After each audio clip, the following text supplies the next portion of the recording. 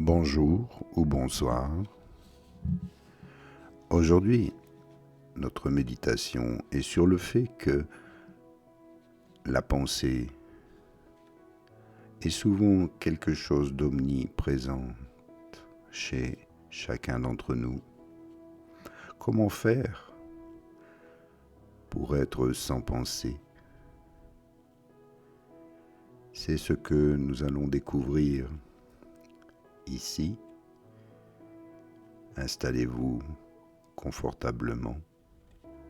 Prenez une position agréable. Fermez les yeux ou regardez cette vidéo.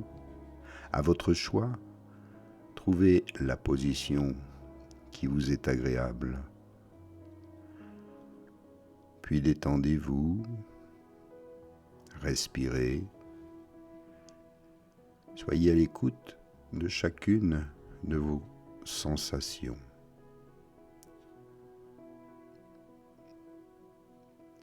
Et vous avez peut-être remarqué qu'il y a quelque chose d'étrange dans l'esprit humain. Plus nous essayons de faire taire nos pensées, plus elles semblent se rebeller, comme un enfant malicieux. Le mental élève la voix dès qu'on lui demande le silence. Nous croyons être le penseur, le maître aux commandes, mais si nous cherchons ce penseur, nous ne trouvons que d'autres pensées. C'est là que commence le piège. Nous imaginons un petit personnage logé dans notre tête, pouvant tirer des leviers et contrôlant la machine de la vie. Mais posez-vous cette question. Qui contrôle ce contrôleur?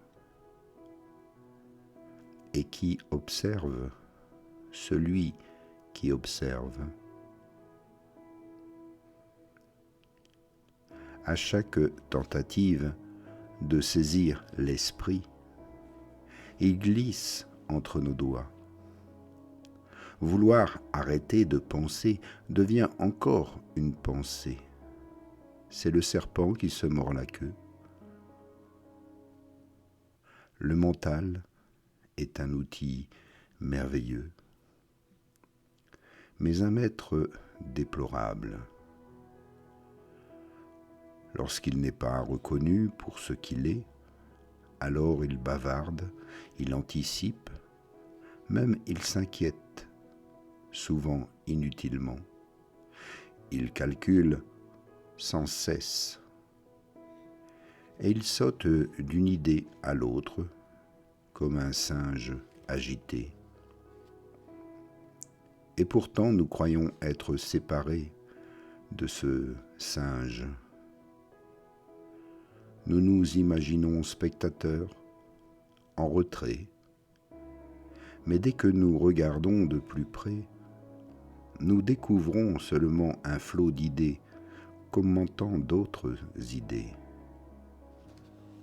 Alors le problème fondamental est simple, car l'esprit adore résoudre des problèmes, alors que la vie n'est pas un problème. Elle est un mystère à vivre. En cherchant à la comprendre comme une équation, nous la transformons en source d'angoisse.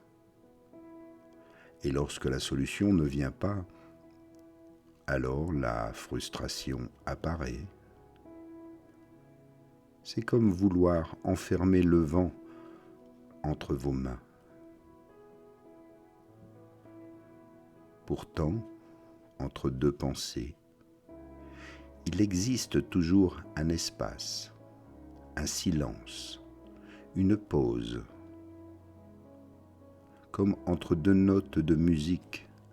Pour mieux les distinguer, il y a toujours un petit hiatus de silence. Et c'est là, dans cet espace, où il n'y a ni effort ni lutte, il y a simplement la présence. Ce silence vous permet d'être vous, d'être authentique. Et dans cette présence, quelque chose se détend.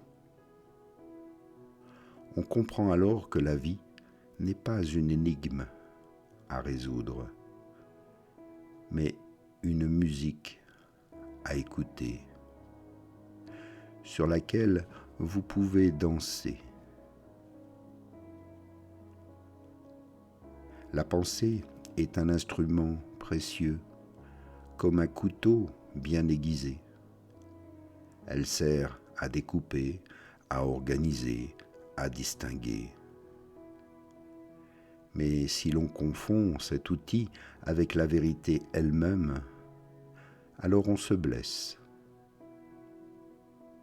Les anciens sages le savaient. Ils ne cherchaient pas les réponses avec avidité. Ils s'asseyaient dans le silence, comme vous ici en ce moment, et laissaient l'espace faire son œuvre. Comme des papillons sur une main ouverte, les compréhensions venaient d'elles-mêmes. Chercher à forcer le calme intérieur revient à lisser l'eau d'un étang avec un fer brûlant. Plus on appuie, plus les vagues se multiplient. L'effort crée le désordre qu'il veut éliminer. Alors comment faire ? Peut-être simplement danser avec vos pensées, les laisser apparaître, puis disparaître, comme des nuages dans le ciel. Le ciel ne combat pas les nuages, et même il n'en est jamais troublé. Vous êtes ce ciel, vos pensées sont simplement la météo, parfois des orages passagers, des brises légères, parfois un tonnerre soudain, mais votre espace intérieur, lui, demeure intact. Lorsque l'on cesse de vouloir contrôler l'esprit, on découvre sa véritable nature. Un jeu spontané, une petite musique de fond, jamais destinée à devenir votre prison. L'art de ne pas penser n'est donc pas un effort, mais une confiance. La confiance que la vie sait vivre. Le cœur bat sans aucune instruction, les poumons respirent sans ordre donné, les étoiles brillent sans aucun plan. Pourquoi faudrait-il alors diriger chaque pensée ? Et se détendre, c'est permettre à la vie de penser à travers vous. Vous n'êtes pas un objet qui pense, vous êtes l'univers en train de penser. Et l'erreur consiste à croire que la pensée définit ce que vous êtes, au lieu de reconnaître qu'elle n'est qu'un mouvement passager, comme une vague sur l'océan. L'océan ne se confond pas avec les vagues.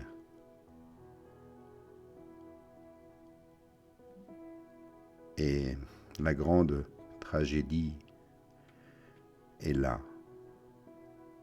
Nous passons notre temps à préparer la vie au lieu de la vivre.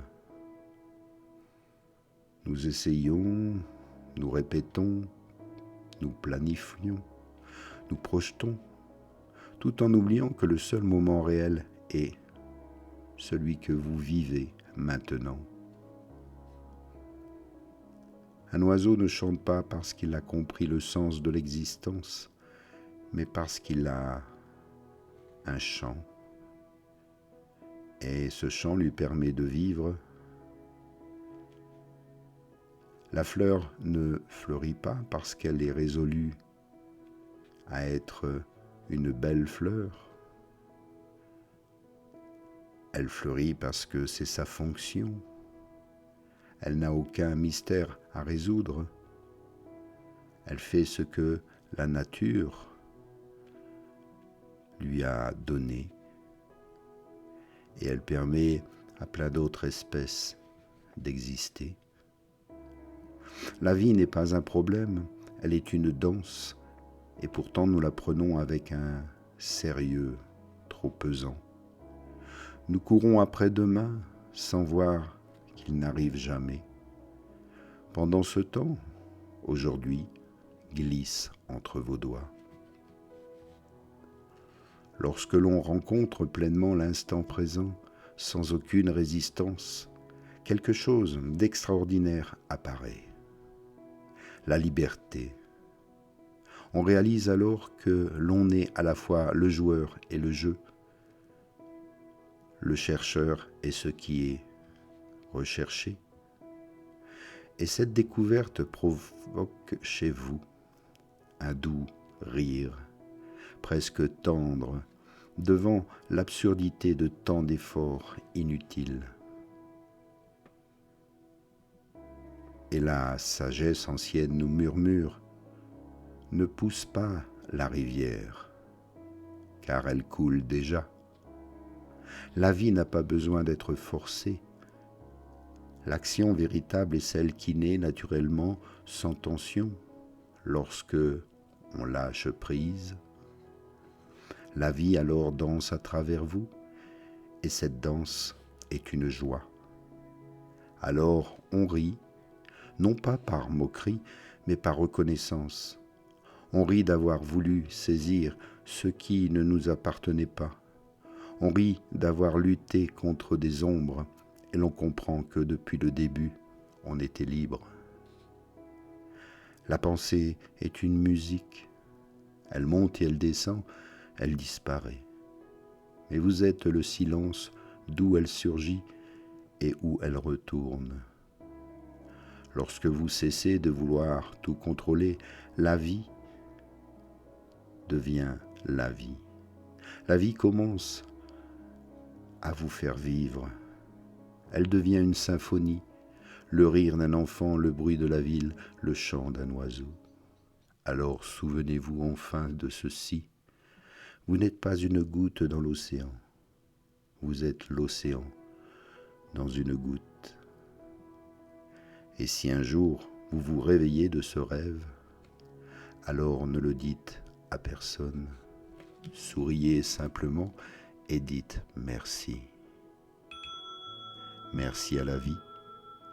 Merci à vous. Merci pour ce beau moment d'écoute et à bientôt. Namasté.